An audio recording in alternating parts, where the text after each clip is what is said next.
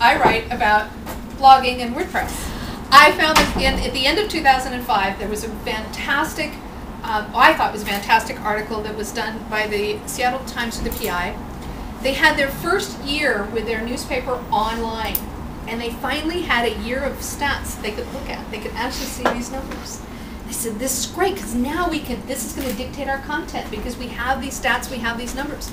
So they looked at their #1 top post ever for that year, and were blown away by the numbers. Now, I don't remember the specific numbers, but let's say for easy remembering, they had over 50,000 hits on that one article.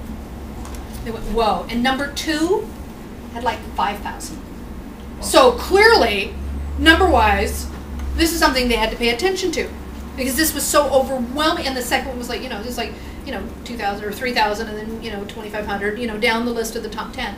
They said, oh man, so we got to pay attention to this. So obviously, and they had to put these numbers together to pump them up to the, to the editors up above and to the corporate to make, that's what you do. You take those numbers. And if you've worked with any stats and stuff like that, you take those numbers, you put them up and go, here you go.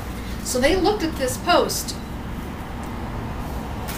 and it was actually something that they were almost not going to publish, and at last minute they threw it in, and it was a 3-sentence, 1-paragraph little thing buried down at the bottom, underneath it, last page down underneath the ads and stuff like that, about a man who had sex with a horse, and his colon burst and he died. It was the highest traffic, the most emailed, and the most linked to story.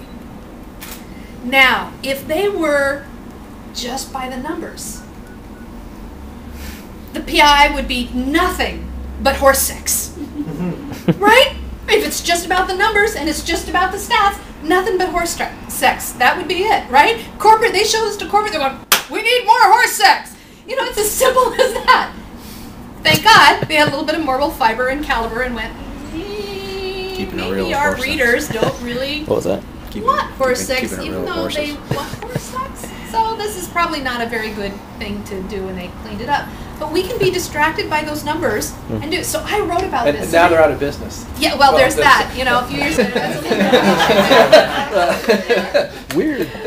But they looked at this and they said, okay, clearly and I looked at it and went, this is it. Keywords and stats were just starting to come out. People were starting to understand how these things worked, and they were understanding SEO. And I said, this is brilliant. This is a great example of how you have to really take these things into consideration. So I wrote this great article called Horse Sex and What's Dictating Your Content. I waited for the comments to roll in. I'm still waiting. I am still waiting. I had one comment because somebody thought, well, if you're getting that much traffic, I'm going to leave a comment. Oh, please. And then finally somebody said, well, because I was talking about this at a workshop, and she said, well, it's not about, it's not about the sensationalism of wanting to look for horse sex. It's because I want to know what happened to the horse. I'm not getting that one.